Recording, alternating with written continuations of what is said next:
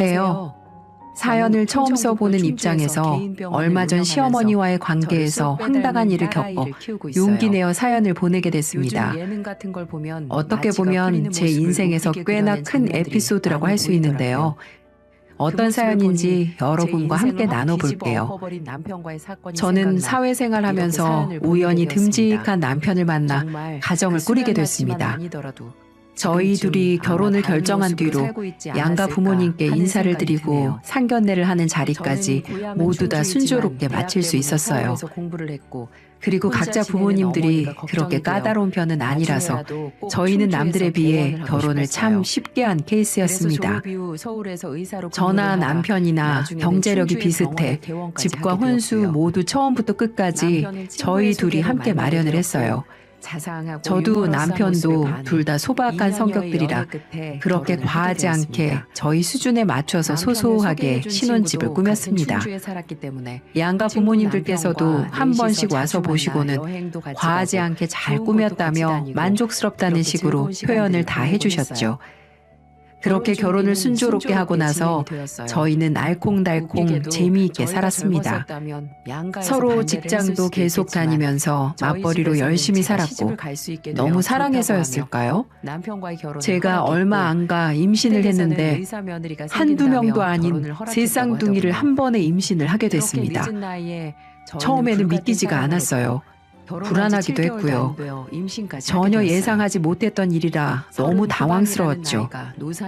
여보, 나 진짜 새 쌍둥이 임신한 거 맞아? 우리한테 그렇게나 많은 생명이 이렇게 한꺼번에 찾아와도 되는 거야? 나 솔직히 아이들을 잘 낳을 수 있을지 불안해. 에이, 그런 걱정 하지 마. 오히려 한 명이 아닌 세 명을 한꺼번에 새 생명으로 주신 거 당연히 축복받을 일이지. 우리 출산 때까지 조심하면서 아기 잘 낳아보자. 내가 열심히 도와줄게. 든든한 남편은 출산 때까지 관리를 잘 해야 한다는 의사 선생님의 당부를 듣고는 그때부터 최선을 다해 저를 도와주었어요. 저도 이 상황에서 일을 계속해서 하는 건 너무 무리일 것 같아 일도 그만두고 태교에만 집중을 했습니다. 그러다가 남편이 제안을 하나 해왔어요. 여보, 혹시 당신만 괜찮으면 우리 부모님 댁으로 들어가 사는 건 어떨까? 지금 당신 몸도 조심해야 하고 아이들도 태어나면 나 일 갔다가 들어오기 전까지도 당신 혼자 아이 봐야 할 텐데 그거 힘들잖아. 그러니까 아이들 태어나고 어느 정도 클 때까지는 우리 부모님 도움 좀 받으면서 사는 게 좋지 않을까 싶은데 내가 당신한테 물어보기 전에 미리 엄마한테 여쭤보니까 엄마도 괜찮다고 하시더라고. 남편의 제안에 저는 솔깃했습니다. 우리 시댁이 그래도 남편이 그대로 배운 것처럼 크게 까다롭지도 않고 두 분 모두 무난한 성격이셨기 때문에 저도 맞춰서 잘 살 수 있을 것 같았거든요. 저희 친정으로 들어가면 더 좋겠지만 저희 친정 부모님은 시골에서 살고 싶다며 제가 성인이 되어 독립을 한 이후로 지방에 가서 살고 계셨어요. 그래서 그쪽으로 들어가 사는 건 조금 무리였습니다. 결국 저는 시댁 부모님도 허락을 하셨다는 이야기를 듣고 바로 오케이를 했어요. 여러모로 시댁 부모님을 모시고 산다는 게 어려운 부분이긴 했지만 그래도 지금까지 거의 트러블이 있었거나 불편한 적이 없었을 만큼 잘 맞았기 때문에 큰 고민 없이 결정을 마칠 수 있었습니다. 그 이후로는 모든 것이 속전속결이었어요. 남편은 한 번 결정을 한 일에 대해서는 추진력이 있었기 때문에 저희 둘은 현재 살고 있던 집을 빠르게 정리를 한 후 시댁으로 들어갔습니다. 어머님, 아버님도 저희 둘을 너무 반갑게 맞이해 주셨고요. 아이고, 우리 복덩이들이 들어온다니까 기분이 참 좋구나. 애미야, 내가 내 자식 돌보듯 할 테니까 우리 새 쌍둥이 손주들 잘 키워보자. 감사하게도 시어머니는 제가 집에 들어가자마자 너무 좋아하시면서 아이들을 잘 봐주시겠다는 이야기까지 해주셨어요. 그 말씀에 저도 다시 한번 들어가길 잘했다는 생각을 했죠. 하지만 제가 들어가서 얼마 안 되어 몇 가지 새로운 사실들을 알게 되었어요. 바로 우리 시어머니는 심성은 참 좋으신 분이지만 워낙에 성품 자체가 왈가닥인 면이 있어서 언제 어디서든 사고를 꼭 하나씩 치셨습니다. 아주 소소한 예로는 설거지를 하다가 그릇을 깨먹는 건 다반사였고, 한 번은 작은 반찬통에 넣을 김치 큰 통을 꺼내 오시다가 식탁 위에 잘 놔야 하는데 중간에 걸쳐 놓다가 그대로 바닥으로 떨어뜨려 온 사방에 김치고 김치 국물이고 다 튀긴 바람에 주방 대청소를 한 적도 있었어요. 이런 식으로 소소한 사고를 치시는 바람에 저는 임신한 몸으로 오히려 보살핌을 당하는 게 아니라 어머니가 치신 사고를 뒷수습하느라 더 바쁘고 힘든 나날들도 많았습니다. 그러다 한 번은 또 제가 신혼집에서 가지고 온 비싼 그릇을 하나 깨먹으셨길래 결국 못 참고 한마디 드렸습니다. 어머니, 제발 그릇 좀 그만 깨세요. 저 이거 큰맘 먹고 산 비싼 그릇인데 벌써 어머니 때문에 몇 개나 잃었는지 몰라요. 아유, 미안하다 얘. 내가 깨고 싶어서 깬 건 아니야. 다음에 하나 사주마. 제 시어머니는 이런 이야기를 제가 처음 한 통에 조금은 당황스러워 하시는 눈치였지만 그래도 본인이 잘못한 걸 아셨는지 미안하다고 하셨어요. 하지만 그때뿐이었습니다. 어머니는 또 제가 아끼는 그릇을 하나 깨먹으셨어요. 어머니, 이거 또 깨셨어요? 이것들 다 세트인데 벌써 몇 개 안 남았단 말이에요. 제발 조심 좀 해주세요. 부탁드릴게요. 알았다. 미안하다.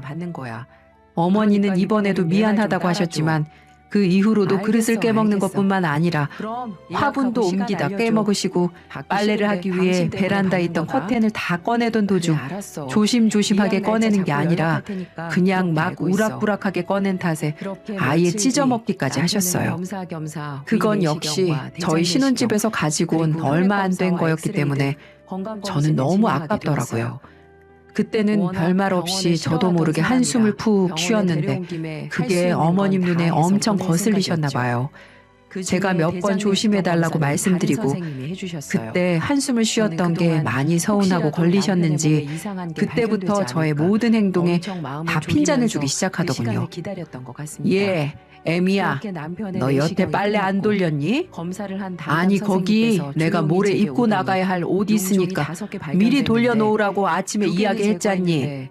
여태 그것도 안 하고 도대체 뭐 한 거야? 어머니 죄송해요.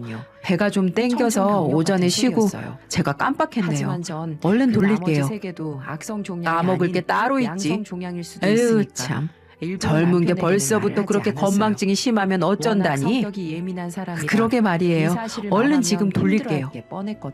처음에는 작은 것으로 핀잔을 주셨어요. 충분히 제가 실수했으니 당연하게 듣고 받아들일 수 있는 수준이었죠.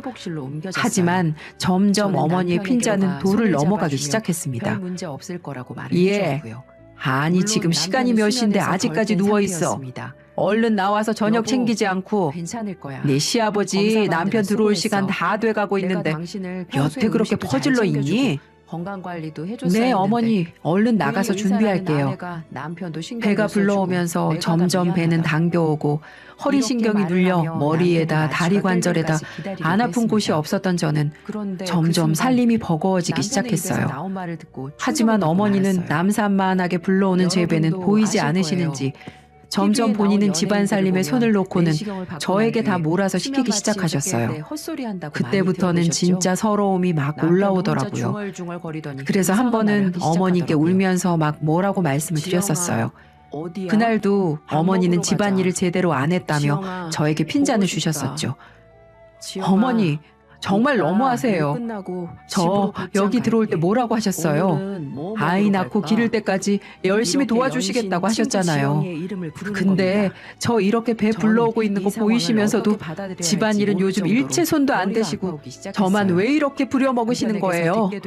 저 이럴 거면 여기 안 들어왔어요. 정말 너무 힘들어요. 뭐야? 아니 너 뭘 잘했다고 우는 거냐? 시애미가 나이 들고 힘들면 며느리한테 일도 시킬 수 있는 거지. 옛날에는 며느리가 시애미 다 챙기면서 살았어. 왜 이래? 나도 그렇게 컸다. 어머니는 매정하게도 제가 서럽게 하는 말에 전혀 동요하지도 않으셨어요. 오히려 더 저에게 뭐라고 하셨죠. 그때부터 저는 어머니께 너무 서운하기도 하고 속상하기도 해서 더 이상 아무 말씀도 드리지 않기로 했어요. 그렇게 어머니와의 사이가 더 좁아지지 않고 점점 더 멀어져 갔습니다. 중간에 남편이 중재를 하고자 했지만 먹히지도 않았습니다. 하지만 거기에서 서운하다고 집을 나와버리면 어머니와의 관계가 더 좋아지지 않을 것 같아서 일단은 제가 참고 쭉 같이 살고 있었어요. 그러다 저는 출산을 하게 되었습니다. 그래도 어머니는 출산 이후에는 아이를 보는 일은 잘 도와주셨어요. 3명의 아기를 2명이서 케어하는 것도 쉽지 않았기 때문에 어머니는 그래도 그때부터는 핀잔도 좀 줄이시고 아이를 돌보는 일에 나름 열심히 도와주고 있으셨죠. 냉전이었던 어머니와의 사이도 그렇게 점차 좋아지기 시작하는 듯 했습니다. 전혀 하지 않으셨던 집안일도 그때부터는 다시 하기 시작하셨거든요. 하지만 그 시간이 또 얼마 못 가 하나의 사건이 일어나고 말았어요.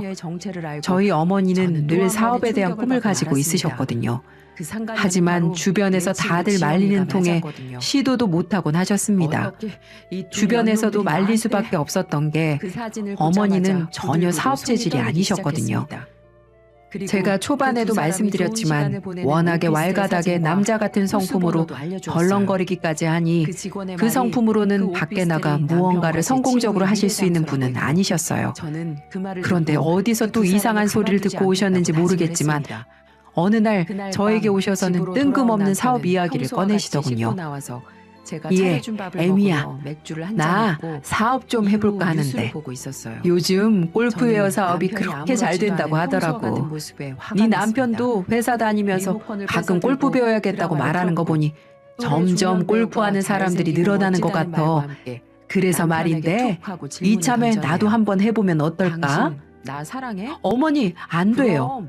그이도 그렇고 아버님도 그렇고 어머님 사업 재질 아니라고 극구 반대하잖아요. 저는 지금처럼 어머님이랑 같이 우리 애들 키우면서 사는 게 제일 나은 것 같은데요. 그래? 아니 근데 그거 한번 해놓으면 크게 대박친다고 하더라고. 아니에요. 그래도 안 돼요 어머니. 제가 봐도 어머니는 사업가 체질 아니세요. 저의 말에 좀 서운했는지 어머니는 아무런 대답도 하지 않고는 그대로 안방으로 들어가 버리셨어요. 어머님이 많이 서운해하는 게 느껴지긴 했지만 그래도 무작정 그렇게 하라고 말씀드릴 수도 없는 상황이었습니다. 게다가 조금은 이기적으로 보일 수 있지만 제가 이 집에 들어온 것도 다 어머님의 도움받기 위해 들어온 건데 갑자기 사업을 한답시고 밖으로 나가버리시면 저 혼자 새쌍둥이를 케어할 자신도 없었거든요. 물론 도우미를 쓸 수 있는 방법도 있겠지만 어쨌든 근본적인 이유는 어머님은 사업가 체질이 절대 아니셨습니다. 보나마나 뻔하게 보이는 결과였어요. 저도 좀 심한 것 같아 남편에게도 몰래 물어봤더니 돌아오는 대답은 단호했습니다. 여보, 어머니가 얼마 전에 사업 이야기를 또 하나 꺼내시더라고. 골프웨어 사업 말씀하시던데 내가 바로 안 된다고 말씀드렸더니 많이 서운해하시는 것 같아. 그냥 어머니 소원이라는데 한번 하게 해드릴까? 뭐? 절대 안 돼. 당신은 모르겠지만 우리 엄마 벌써 사업한답시고 돈 말아먹은 게 한두 푼이 아니야. 그동안은 엄마가 그 얘기만 꺼내면 너무 싫어해서 말을 못 꺼냈던 것뿐이지 우리 엄마 절대 사업 체질 아니야. 생각 접으시라고 해. 아직도 저러시네. 저도 몰랐던 이야기를 남편에게 듣게 되면서 저도 다시 한번 어머니의 사업을 막은 것에 대해서 번복하지 말아야겠다는 생각으로 굳게 되었어요. 하지만 어머니의 사업 욕심은 누구도 말릴 수 없었던 것 같아요. 얼마 후 어머니는 갑작스럽게 밖으로 외출하는 일이 잦아졌습니다. 오전에 잠깐 아이를 봐주시고는 늘 밖으로 외출을 하셨어요. 어머니, 어디 또 나가시는 거예요? 요즘 왜 이렇게 외출이 잦으세요? 네가 알 것 없다. 내 오전에는 네 애들 다 봐주고 있으니까 오후는 건들지 마라. 내가 무슨 오해를 했는지 아이들 말해볼래? 보는데 오전 오후 이 집에 힘든 것 없이 버젓이는 너희 세쌍둥이는 둘 늘 저 그리고 혼자 초음파 보기에는 사진, 버거웠어요. 이거 다 뭔데? 그런데도 어머니는 니는 남몰래 아랑곳하지 바람 피고 않고 임신까지 했니? 오후에는 대체 어딜 뭐 가시는지 제가 성모 바쁘게 마리아라서 나가시고는 혼자 임신을 했겠어? 저녁 늦게나 돼야 들어오셨어요. 나이 50에 임신이 그 시간이 가당키나 하니? 점점 길어지면서 진짜 너네들 아버님도 더 사람도 이상은 아니다. 못 참겠는지 어떻게 가장 어머니에게 믿었던 크게 한마디 사람들이 내게 하시더라고요. 이렇게 뒤통수를 칠 수 있어. 아니, 당신 요즘 여보, 무슨 바람이 들었길래 그거 내애 그렇게 아니고 싸돌아다니고 전 난리야. 남편이래. 그러니까 집에서 애미 당신이 혼자 애 신경 쓸 보는 거 거 없어. 힘들어 죽으려고 하는 거 안 이혼하고 보여? 안 돼 보여서 애 내가 봐준답시고 도와주고 있는 거야. 자식 새끼들 들였으면 당신 내 말 책임은 믿지? 다해야 할 것 아냐. 이야기하려고 어떻게 된 했는데 옆편 내가 지영이가 애 봐줄 부끄럽다고 생각은 않고 하루 차마 종일 밖에만 당신한테는 있어. 이야기 못하겠다고 하더라고. 아유 참, 나도 어디서 할 만큼 개 같은 해요. 변명을 해? 오전에 애들 내가 봐주느라 바보로 보이냐? 얼마나 바쁘고 힘든지를 이렇게 증거가 알아요. 명확한데도 그런 나 변명을 참, 하고 싶어? 그렇게 며느리 어떤 안쓰러우면 미친 사람이 지가 퇴근해서 이혼한 전 봐주면 될 남편과 이혼까지 것이지. 했는데 갑자기 임신을 어머니는 했다는 걸 아버님의 누가 쓴소리에도 아랑곳 않고 너희 밖으로 둘 다 다니셨어요. 내가 절대로 가만히 안 그리고는 놔둘 거야. 아버님이 제 편을 든 게 많이 제가 못마땅하셨는지 난동을 돌리면서 그때부터 상간녀의 다시 머리채를 저에게도 잡고 핀잔을 주기 거기서 시작하더군요. 남편이 저한테 정도는 어떻게 한 그 줄 아세요? 전보다도 더욱 그 세졌습니다. 자리에서 저를 밀쳐내고 아이를 그 보면서 상간녀를 집안일까지 끌어안아 해야 하는 저는 보호하더라고요. 정말 정신없이 남편이 하루하루를 밀쳐낸 보냈어요. 덕분에 거의 저는 그 제 정신이 제 자리에서 것이 엉덩방아를 아니게 찧어버렸고 보내는 날이 많았죠. 남편은 그 상간녀한테 머리 괜찮냐고 감을 생각도 하며 못하고 달래기 사는데 시작했고 머리를 묶을 상간녀는 정신이 저를 있었을까요? 향해 울면서 이야기를 하루는 씻지도 시작하더군요. 못한 채로 점심을 준비하고 미안해. 있었어요. 하지만 늘 나이 점심을 챙겨 사람이랑 드시고는 진심으로 밖으로 좋아하고 나가셨기 있어. 때문에 너네 그날도 애 저는 낳고 열심히 나서부터 점심을 차리고 부부관계 있었죠. 소원해진 지도 급하게 오래됐다며. 차려드리고는 저도 이제 겨우 서로 한 수저 남자 같이 여자도 뜨려고 하는데 아닌데 그냥 마침 나랑 이 애들이 또 사람이라도 울기 잘 시작하더라고요. 지내게 해주면 안 될까? 한 명이 울면 절대로 나머지 너한테는 두 명이 피해가 같이 아니면 울어버리는 어떡할게. 통에 저는 또 우리도 달려가야 나이가 했고요. 있다더니 이렇게 임신이 될 그런데 거라는 그 사이 생각도 너무 못 충격적인 했는데. 현장을 보고 말았어요. 그래도 이것도 인연인데 어머니가 갑자기 애가 식사를 무슨 하시다 죄야. 말고 잘 와, 끓여진 너 김치찌개와 정말 반찬들을 양심도 없구나. 신경질 반응을 피해가 보이면서 없도록? 밥상을 죄다 2년? 엎어버리는 겁니다. 웃겨서 말도 안 너무 나오네. 놀라서 저는 그래, 어머님에게 네 물었어요. 말처럼 애는 죄가 없지. 어머, 그 어머니, 애를 얼굴도 지금 못 뭐 들고 하시는 다니는 죄인으로 거예요? 만들고 다니는 갑자기 네가 김치찌개는 죄인이지. 왜 버리세요? 내 뒤에서 둘이 만나고 너는 있으면서 시엠이 끓여주는 어떻게 그렇게 김치찌개에다가 아무렇지도 않게 머리카락을 나랑 아주 내 그냥 딸을 대한 거야? 들이부었더구나. 너무 입에서 소름이 머리카락이 돋아. 나왔어. 이 사이코패스 내 그런 더럽고 거야? 찝찝해서 그냥 못 살겠다. 그래. 저딴 거 너 어떻게 저 먹으라고 인간이랑 차려준 살고 싶은 게냐? 거지? 나 지금 그래서 머리카락 이런 거지? 먹고 잘못되면 네가 책임질 아니, 거야? 그렇다는 게 아니라 이제 이 우리도 시엠이 죽이려고 갑작스러워서 드는구나. 생각할 시간이 필요하다는 며느리가 거야. 돼서는 저렇게 시엠이를 아니야. 우습게 보니 저 인간 너 가져. 집구석이 잘 나 돌아갈 리가 저런 없지. 쓰레기 필요도 없으니까. 저는 그 말을 듣자마자 너무너무 그리고 서러워졌어요. 얼마 전에 당신 건강 검진 여러분들 결과 머리카락 나왔어. 들어간다고 사람이 당신 죽나요? 암 걸렸더라. 애들은 옆에서 그것도 울고 되잖아. 고채지. 큰 시어머니는 병원 가서 계속 진료 한번 짜증내시지. 너무 지영아, 억울하고 너 미치는 줄 바쁘겠다? 알았습니다. 애도 낳아야 되고 제가 머리를 안 암 감고 환자도 싶어서 케어해야 안 하고. 감은 것도 둘 아니었고 다 돈도 잘못 머리카락도 벌면서 넣고 싶어서 애는 넣은 게 무슨 돈으로 아니었는데 키우려고 저러는지 그 작은 모르겠네. 것 하나 들어갔다고 당신 저렇게까지 지금 나랑 핀잔을 이혼할 주는 생각 게 있으니까 너무 이렇게 서러웠습니다. 행동하는 거 맞지? 그래서 저도 당신 짐 이번에는 다 지지 않고 시댁으로 따지고 보내줄 들었어요. 테니까 당신이 알아서 어머니, 전화해도. 정말 알았어? 너무하세요. 나는 더 얼굴 저 진짜 붉히기도 머리 감을 싫고 정신도 없는 거 이만 갈게. 아시잖아요. 근데도 뭐? 어머님은 오전에 아니라니. 애들만 잠깐 그게 무슨 봐주시고는 말이야? 집안일은 거들떠도 안 그래, 보시잖아요. 그대로야. 그러다 이번에 한 번 당신 실수한 내 것 병원에서 가지고 꼭 건강검진 그렇게 받았잖아. 하셔야겠어요? 근데 정말 그때 너무하세요. 거기에서 용종 3개가 발견돼서 뭐야? 혹시 이게 몰라 이제는 조직 대놓고 검사했는데 시애미한테 성질을 악성 부리네. 종양인데 너 지금 그게 당신한테 버르장머리 말안 있는 한 거는 행동이니? 양성 종양일 어? 수도 있으니까 괜한 어머님은 걱정, 저의 당신한테 서름 스트레스 섞인 주고 싶지 반항에 않아 말 오히려 안 더 했던 화가 거였고. 나셨는지 그런데 아예 검사 식탁 결과 위에 있는 반찬들을 당신 싹 다 암이래. 바닥으로 바로 밀어버리셨어요. 대장암 2기라고. 그릇이고 반찬들이고 무슨 말인 줄 다 알아? 깨지고 널브러져 당신은 주방 암 바닥은 중에서도 가장 엉망이 되고 위험한 말았습니다. 대장암이라고.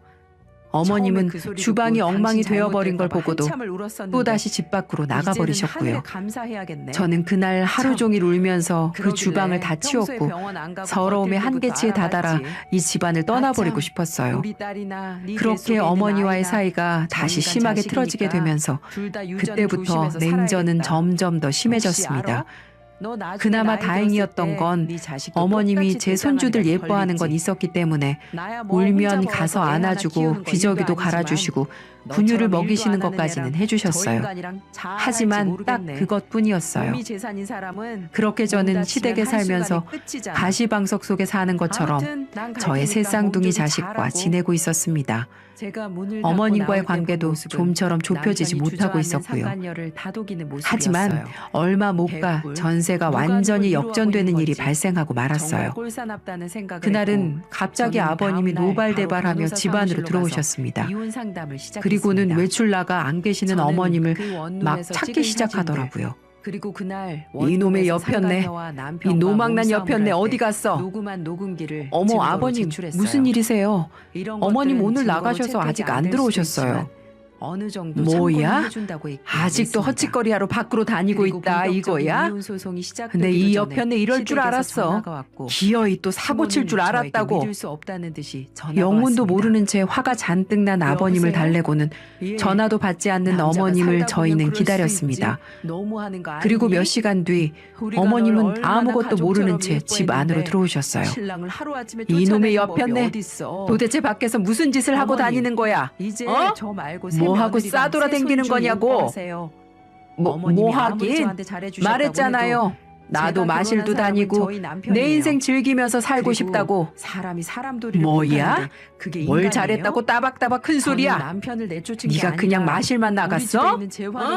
마실만 나갔느냐고? 너 이 집 명의로 대출 받아서 무슨 짓 했어? 무슨 짓 했냐고? 아니 당신이 그걸 어떻게 알았어요? 어떻게 알긴? 평생 모를 줄 알았어? 이 등신아, 나 몰래 대출을 받았으면 들키지나 말던가. 우편함에 떡하니 대출 받았다고 종이대가리 날라왔거든? 그걸로 대출 받아서 뭐 했어? 어서 말 안 해? 당신 이 집 담보로 대출 5천만 원 받아서 뭐 했냐고. 그리고 빌리려면 은행에서 빌리지 왜 비싼 이자 주고 캐피탈에서 돈을 빌려? 이 바보 같은 인간아. 놀랍게도 어머님은 집을 담보로 해서 캐피탈에서 비싼 이자를 내고 대출을 받았던 것 같아 보였습니다. 저는 의아했어요. 시댁집은 아버님과 어머님의 공동 명의인데 아버님 허락 없이 대출을 받을 수 있나요? 그것도 은행 말고 캐피탈에서요. 그 의문점은 곧바로 어머님이 실토하면서 알 수 있었습니다. 아니 그게 은행에서 받으려고 했는데 당신 서류를 같이 가지고 오라고 하더라고. 그래서 알아보니 캐피탈은 남편 허락 없이도 담보로 빌려준다고 하길래 조금 빌렸어. 말 안 해서 그건 미안해. 하지만 나도 이 집에 지분은 있잖아. 나도 사회 구성원이고 이 나이에 뭐라도 하고 싶은 여자라고. 뭐 이 여편네야? 그거 빌려서 뭐 하려고 빌렸는데? 당신도 알잖아. 나 골프 매장 차리고 싶었던 거. 근데 돈이 부족해서 알아보다가 무슨 주식인가 뭔가 투자를 하면 3배로 6개월 만에 빌려준다고 하길래 친구 소개로 거기에 투자 좀 했어. 아유 걱정하지 마. 원금 회복되고 이자도 많이 쳐준다고 했으니까. 아버님은 어머님의 이야기를 듣자마자 뒷목을 잡고 쓰러지려고 하셨어요. 그때 마침 들어온 남편도 모든 정황을 파악하고는 소리치면서 어디로 함부로 투자를 하냐며 난리가 아니었습니다. 엄마 도대체 왜 이러세요? 왜 이렇게 정신을 못 차리시는 거예요? 주식 그거 투자 유도해서 사기치는 사람들 얼마나 많은 줄 아세요? 거기 어디예요? 저랑 빨리 지금 가봐요. 나도 그거 모른다. 너 미주 이모 알지? 그 친구가 주식 거기 투자하면 대박 날 거라고 소개해줘서 들어간 거지. 미주 그 친구는 1억 투자해서 벌써 2달 만에 400이나 벌었더라고. 그래서 나도 한번 해볼까 하고 투자한 거야. 난 그래도 양심은 있다. 대출 1억 받으려고 하다가 미안해서 5천만 받아서 한 거야. 그러니까 너무 뭐라고 하지 마라. 엄마 제발 어떻게 세상 물정을 그렇게 모르세요? 빨리 저랑 그 미주라는 분하고 통화시켜주세요. 제가 정식 등록업체인지 우리나라 주식에 상장됐는지 안 됐는지 바로 알아봐야겠어요. 그렇게 남편은 그 미주라는 아줌마와 통화를 했어요. 하지만 역시나는 역시나였습니다. 평소에 남편은 경제관념에도 밝았고 주식도 조금씩 하는 편이라 주식에 대해서 모르는 게 없었거든요. 하지만 그 미주라는 아줌마는 매수가 뭔지 매도가 뭔지 단일가가 뭔지 그리고 가장 중요한 회사 이름조차도 제대로 알지 못했습니다. 남편은 그 아주머니와 통화하고 단번에 이거 주식 다단계 같은 걸 거라고 알아차리고는 바로 원금을 돌려주기를 요구했어요. 그러자 그 아줌마는 요즘 시국이 시국인지라 자기도 회사를 잘 알지 못하고 비대면 카카오톡으로 가입을 해서 잘 알지 못한다고 자꾸 핑계를 대는 듯한 모습을 보였습니다. 그 상황을 보면 뭔가 이상해 보였어요. 바로 그 미주라는 아줌마가 말이죠. 알고 보니 시어머니가 투자를 한 방법도 미주라는 아줌마에게 송금을 해서 수익을 딱 한 번 100만 원 받았더라고요. 결국 며칠이 지나 사달이 나고 말았습니다. 그건 어머니의 다급한 목소리로 한 번에 알아차릴 수 있었어요. 얼마 못 가 어머님에게 큰 사건이 또 하나 터져버렸거든요. 예, 아가, 애미야, 지금 빨리 경찰서에 전화 좀 해봐라. 빨리. 그년이 연락이 안 돼. 어제 날짜가 두 번째 수익 받는 날짜인데 통장에 돈이 안 들어왔더라고. 그래서 연락했더니 집에도 없고 연락이 안 된다. 나 아무래도 그년한테 사기당한 것 같아. 이 동네 저 동네 다 찾아봐도 연락이 안 돼. 아이고, 내 돈. 어머니는 그렇게 말하시더니 그날부터 알아누우셨어요. 5천만 원이라는 거금과 믿었던 친구한테 배신을 당했으니 알아누울 만도 하셨겠죠. 이 사건은 어머니뿐 아니라 시댁에도 큰 사건이었어요. 어떻게 보면 시부모님들 노후자금이나 마찬가지인 5천만 원을 날려버린 거나 마찬가지였으니까요. 그래서 곧바로 그 미주라는 아줌마를 경찰서에 신고했습니다. 그리고 그 후 다시 전화를 해보니 그 아줌마의 번호는 없는 번호라고 나오더군요. 네, 맞습니다. 어머니는 100% 친구분에게 사기를 당한 거였어요. 결국 어머니는 사기를 당하셨고 그 미주라는 분은 도망을 가서 행방불명이 되어버렸습니다. 역시나 아버님은 화가 머리 끝까지 나셨고 어머님을 상종조차 하지 않으셨어요. 게다가 집 담보로 얻은 빚이었기 때문에 더욱더 화가 많이 나신 듯했어요. 저는 중간에서 이러지도 못하고 저러지도 못하고 있다가 갑작스런 아버님의 호출에 불려나갔죠. 어머님은 그때부터 집안에만 계셨기 때문에 어머님을 집에 남겨놓고 아버님께 나왔습니다. 그리고는 아버님의 계획에 동참을 하게 되었고요. 애미야, 이대로는 내 마누라 정신 못 차린다. 이런 적이 한두 번이 아니야. 그래서 말인데 이번에 제대로 버릇 좀 고쳐놔야겠다. 너도 어렵겠지만 동참 좀 해. 이번에 아주 바짝 성과를 고쳐놓게 네 시애미에게 좀 못되게 해라. 아버님의 계획은 이러했어요. 어머님의 길을 완전히 죽여놓도록 평소 어머님이 저에게 했던 행동을 그대로 하라고 말씀하셨고 아버님도 당분간은 계속해서 어머님을 상종도 안 하겠다고 하더라고요. 그 계획에는 남편도 다 들어가 있었고 저희 온 가족은 조금은 잔인했지만 어머님이 또다시 허튼 생각을 하지 못하도록 독하게 혼내키기로 했습니다. 그날로 저도 마음을 단단히 먹고는 죄송해도 그동안 어머님이 저에게 한 핀잔들을 그대로 하기 시작했어요. 어머님은 서운하고 화가 나 한 번씩 반항을 하려고 하셨지만 그때마다 아버님이 호통을 치시는 바람에 결국에는 꼼짝도 못하셨어요. 그러다 저는 한 방을 날릴 기회를 잡게 되었어요.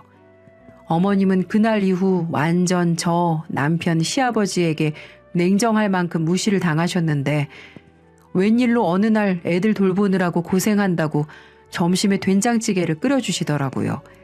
그런데 세상에 그 된장찌개에 어머니의 머리카락이 들어가 있는 겁니다. 누가 봐도 딱 하나가 보였어요. 저는 그걸 보자마자 곧바로 된장찌개를 싱크대에다 버렸습니다. 그걸 보더니 어머님은 놀라서 달려오셨어요. 예, 애미야, 이게 뭐 하는 짓이냐? 어머니, 된장찌개에서 머리카락이 나왔어요. 이걸 어떻게 먹어요? 아니, 뭐라고? 그게 무슨 소리야? 어머님도 전에 그러셨잖아요. 제가 애 키우느라 바쁘고 힘들어서 머리카락 하나 들어간 거 실수한 걸로 김치찌개 다 버리시고 식탁 죄다 엎어버리셨잖아요. 머리카락 잘못 먹으면 죽을 수도 있다면서요. 그래서 어쩔 수 없이 버렸어요. 죄송해요, 어머님. 아니, 아무리 그래도 그렇지 너무한 거 아니니? 너무하긴요. 저는요, 그때 어머님이 밥상 엎어버려서 울면서 깨진 그릇 치우다가 피가 나서 얼마나 서럽게 울었는지 모르시죠? 이건 아무것도 아니라고요. 이렇게 말하며 저도 식탁을 확 엎어버릴 모션을 취했습니다. 저는 확 다 엎을 기세로 손을 들었다가 그대로 어머니를 안아드렸습니다. 갑작스러운 포옹에 놀란 저희 어머니는 그때부터 엄청나게 울기 시작하더라고요.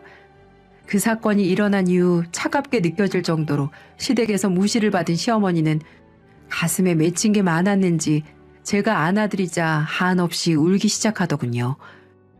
애미야, 미안하다. 내가 미안해.